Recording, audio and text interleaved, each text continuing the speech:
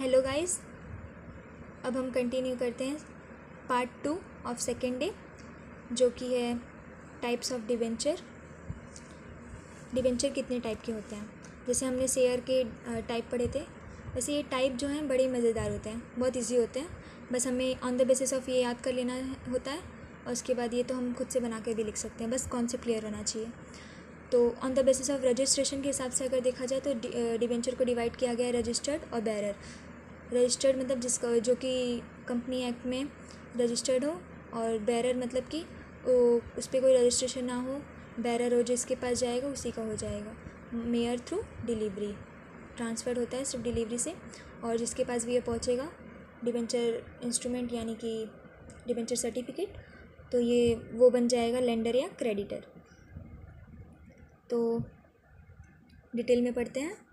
Registered debenture क्या होता है? Registered debenture are the debenture in which the name of the holder of the company is written in the register. Debenture holder whose name is written on the register of the member are the legitimate holder of the debenture. The amount and payment of such debenture is promised if they are charge on the asset then it is also be mentioned.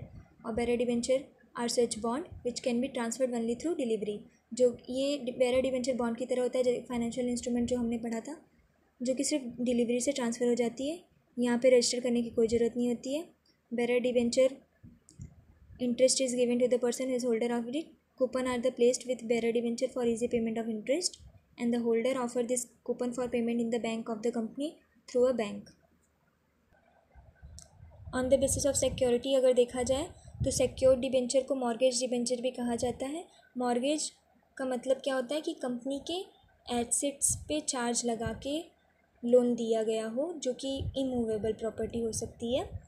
और secured मतलब वही कि assets के through loan मतलब secure किया गया हो, कि मिलना तय है, सिक्योरिटी है, carry some security with them and by creating fixed और floating charge on the assets, जो कि हम आगे पढ़ेंगे। और अनसिक्योर्ड होता है जो कि कंपनी के एसेट्स पे कोई चार्ज क्रिएट नहीं करता, इसको नेकेड डिबेंचर भी कहते हैं। तो ये do not carry any security behind them. In such case the debenture ordinary unsecured creditor of the company. Further, this unsecured debenture need not to be registered with the registrar of the company, and no charge over the property of the company is created by the unsecured debenture.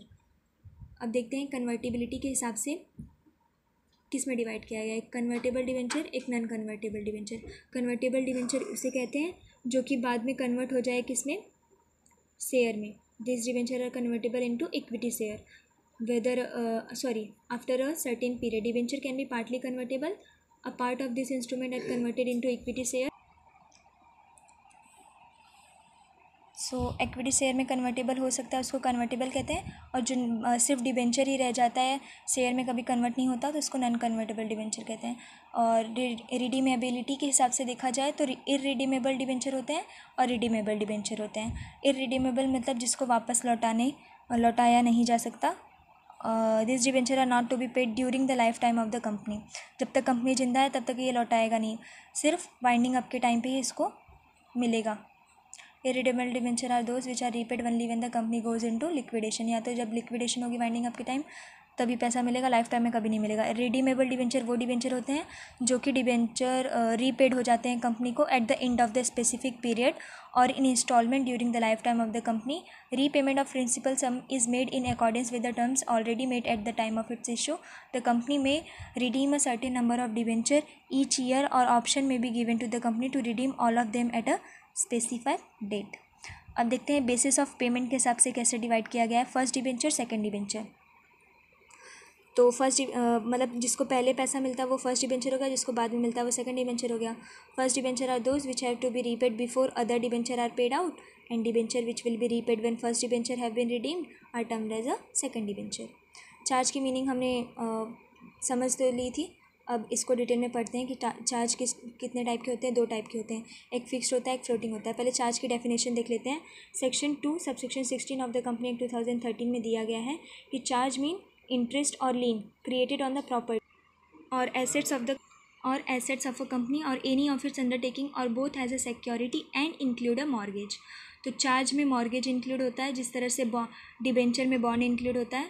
तो हमने bond क्या होता है पढ़ा था पिछली video में। Charge क्या होता है अभी पढ़ लिए हम लोगों ने कि इंटरेस्ट होता है या तो लीन। चार्ज एक टाइप का इंटरेस्ट या लीन होता है जो कि कंपनी के एसेट या प्रॉपर्टी पे रखा जाता है। या तो उसकी कोई भी अंडरटेकिंग। तो देखते हैं फिक्स्ड चार्ज और फ्लोटिंग चार्ज में क्या फ़र्क होता है। फिक्स चार्ज जो है कंपनी की एसेट्स पे फिक्स टाइम, जो भी फिक्स्ड एसेट्स हैं, लैंड, कैपिटल, बिल्डिंग, ये सब पे जो चार्जेस लगाई जाती हैं इस टाइप के एसेट्स पे, उसको फिक्स चार्ज कहा जाता है। फ्लोटिंग चार्जेस वर्किंग कैपिटल जो होती हैं उन पे जो चार्ज लगाया जाता है उसको फ्लोटिंग चार्जेस कहा जाता है। तो नेचर हो गया इसका। A fix charge on the other hand take the form of mortgage over specified assets of the company, and in a floating charges there is a non permanence of the performance होगा ये of the property, it does not settle and fashion on the property। right of sale, sale करने का right देखते हैं fix charge में होता है कि नहीं। Company cannot dispose of the assets और create other charges in case of fix charges.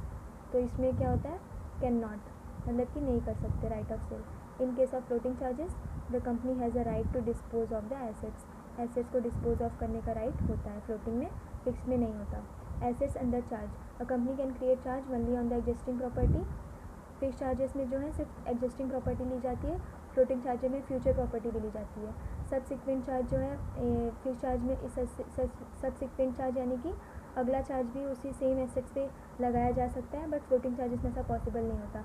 Alteration देखा जाए तो चेंजेस फिक्स चार्जेस में फिक्स होते हैं हमेशा, लेकिन फ्लोटिंग चार्जेस में चेंज होते रहते हैं। फ्लोटिंग का मतलब ही होता है कि चेंज होते रहना, फ्लोट होते रहना।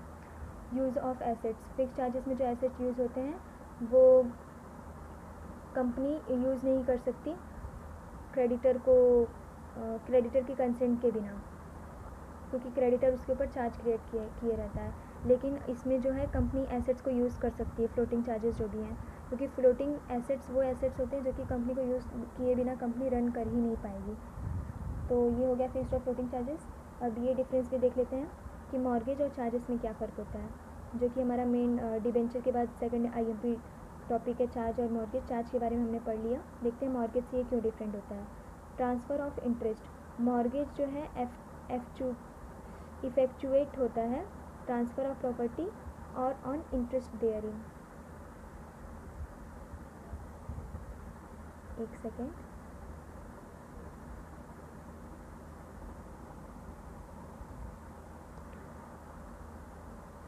there is a no transfer of property or any interest therein, but only this creation of right of payment out of specific immovable property.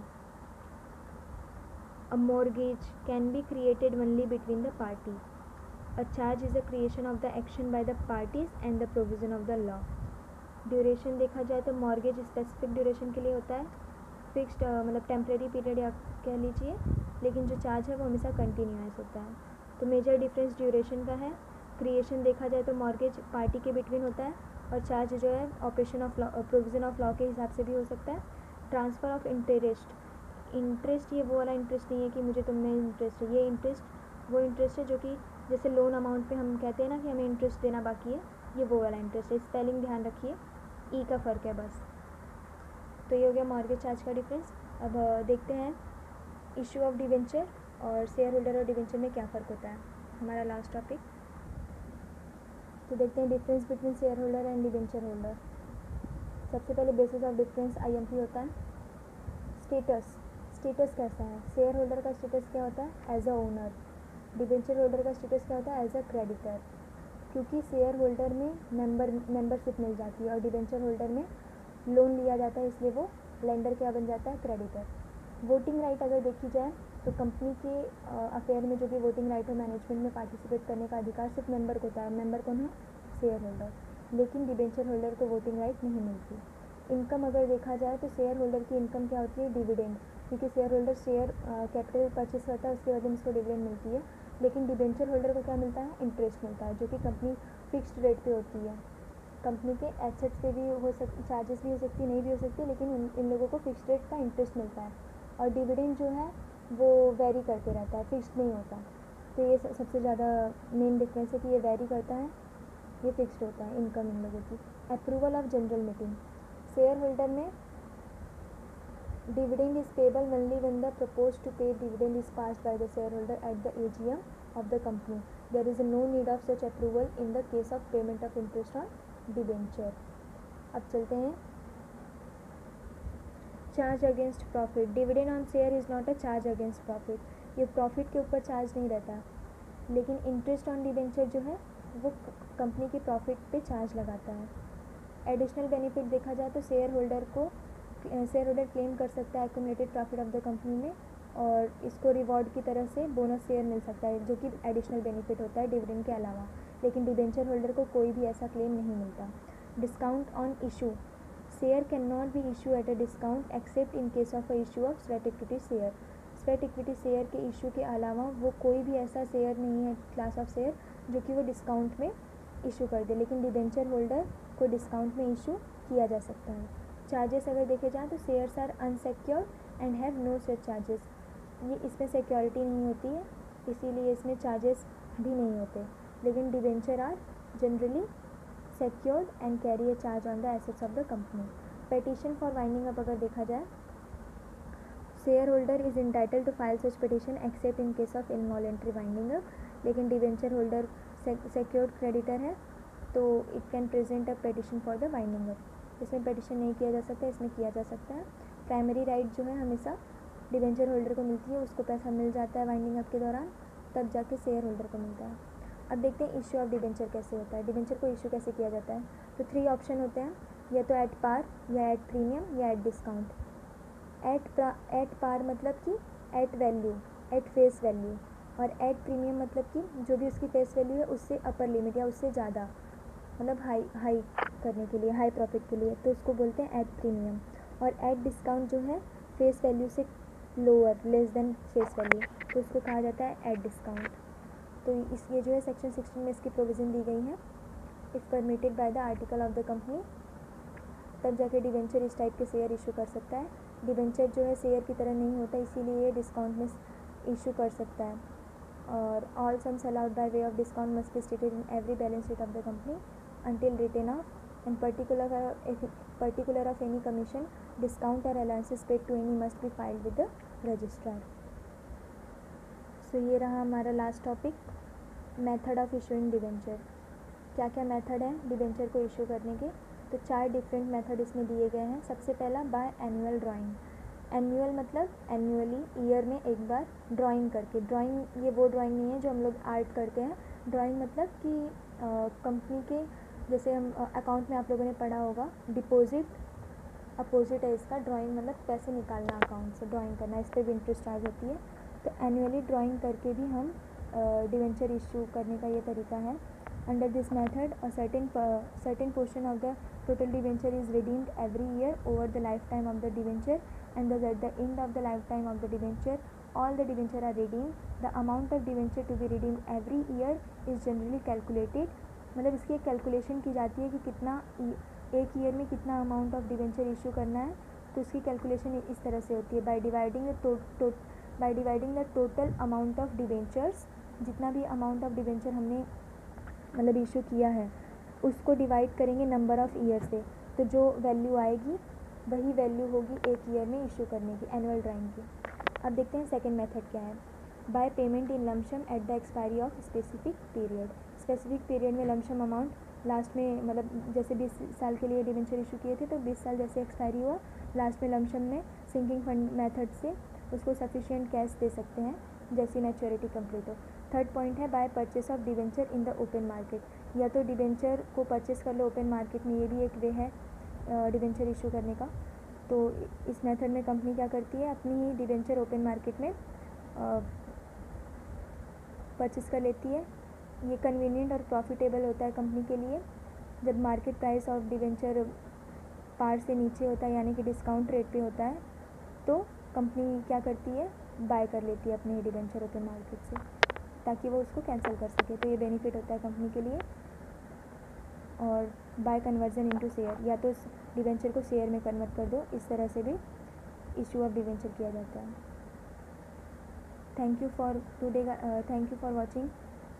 कोई भी क्वेरी हो तो प्लीज़ इन्फॉर्म करो मुझे कमेंट सेक्शन में। Bye bye.